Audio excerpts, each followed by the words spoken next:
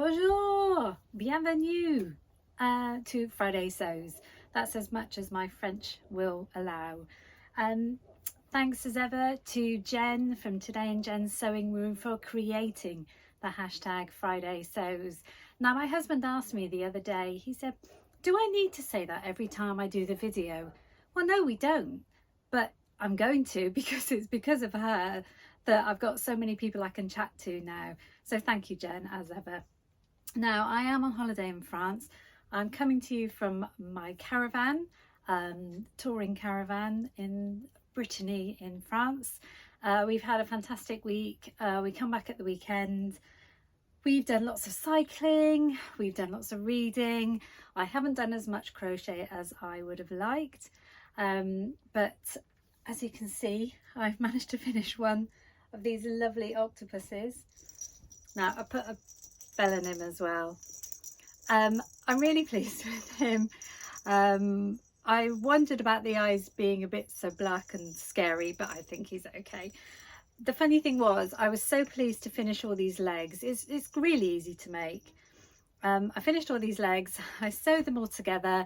I said to my husband, yay, I finished it. And then I realised, and I still had a leg left on the chair. I'd only sewn 7 legs on this octopus. My husband said, yeah, you'll get away with that. Absolutely no way am I going to give an octopus with 7 legs to a child. So I've done one. I haven't finished the other. There's a good excuse for that. I've done a few of the legs for the other one. It's going to be in this lovely kind of green colour.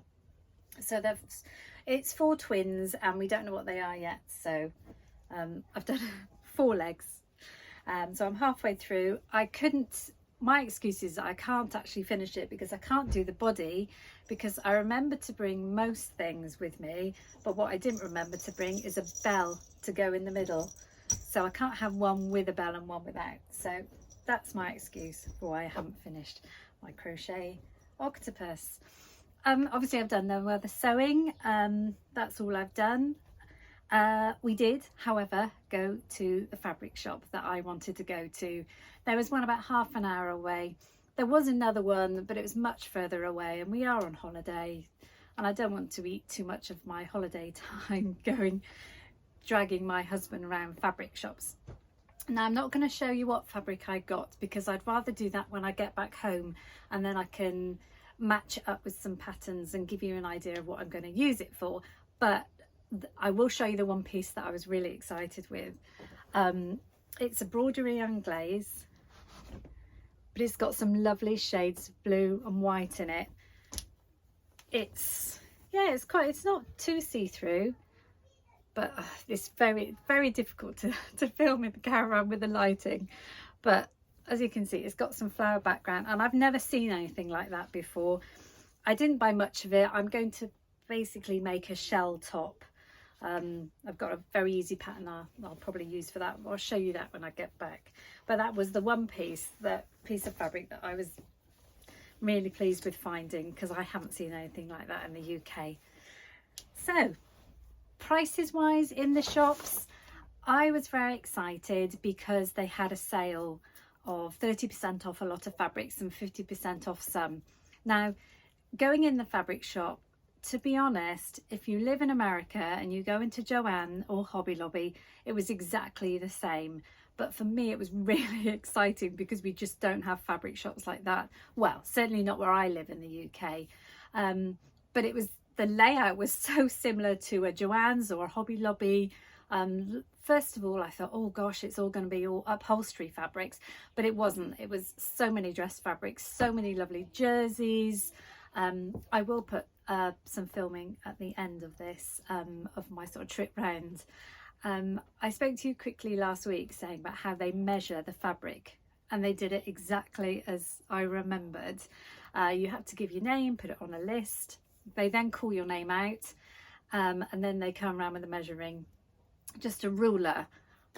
There was one really interesting way. The jersey was easy. They just seemed to cut that straight. I don't know how they do it, but the viscose I bought was very interesting because they sort of snipped a little bit, they then pulled the thread to make almost like a gather, then they straighten it out again, and then they follow that line of the grain. It was genius. Now, I'm sure many of you will have seen that before, but I certainly haven't.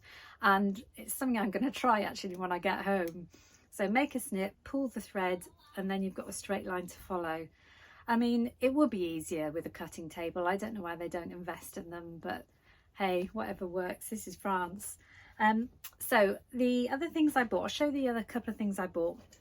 I bought some needles. Now, the reason I bought some new twin needles is because I have used the same for about 2 years now on every single project, and they were only €3 each. I've got the 4mm. I don't know what anybody else uses, but I use the 4. So I was stretch and universal, so I was pleased to get those because it's just one of these things that you never get around to buying. I found these now. For the same babies that I'm making these for, I'm going to make some little crinkle blankets. I've done it before where you do a square and then you do ribbons around the outside, but I came across these. Now, you may have seen them before. They're wooden teethers really, but what I thought I could do this time is put some ribbon round and just have that sort of dangling off as a kind of teether. So you've got one bunny and one teddy. So quite excited about those. Haven't seen them. You probably have seen them before, but as I say, we are starved of shops like this in the UK where I live. Now, I did say I was going to get a pattern, and I did choose a pattern. My husband and I were trying to choose the best one, the one that I would probably use, and I got hold of this. I thought this I would have probably more use of. It's my favourite type of trouser. It's got the belt waist. Oh, you've got shorts there. I might try the shorts first.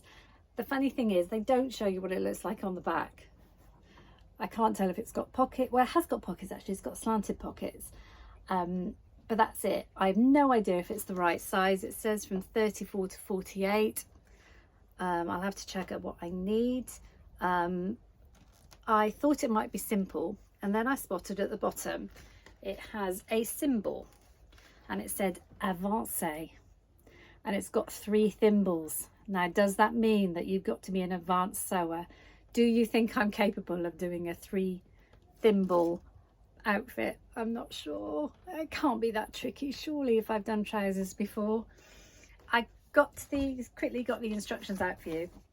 Oh, it's a massive, it's printed on paper, which, you know me, I like the tissue paper, but that looks pretty simple. That looks like we had before.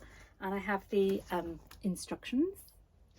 They have ensemble, how to assemble it together, and it does look very clear cut. How to put it together. Oh, it has got a fly front. Oh, that'll be interesting.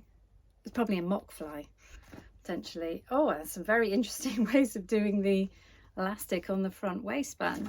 It's going to be good fun. I think I'm going to need Google Translate a couple of times, especially when it said it was a 3 thimble. I should have just gone for a basic top, but all the basic top patterns are gone. So the other thing I noticed was, you'll see in the filming, is the fact that they sold simplicity patterns and Vogue patterns and Butterick patterns. I found that quite interesting. The prices were really steep, like they are in the UK, and they have the same books as us. But of course, if you then look in a simplicity book, pattern book, they've got the other languages there anyway. So primarily they're in English, which I thought was quite interesting. As I say, I'll put some footage at the end of just a general walkthrough.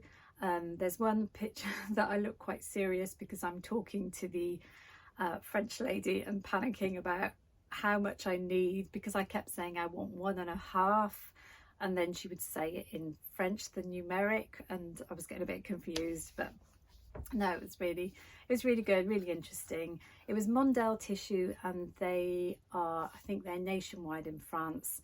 But like I say, I almost thought they were the same company as Joanne or Hobby Lobby. We certainly haven't got anything like that in the UK. So that's all I'm going to share with you for now. I'll share my fabrics with you when I get back, then I can show you some plans I have.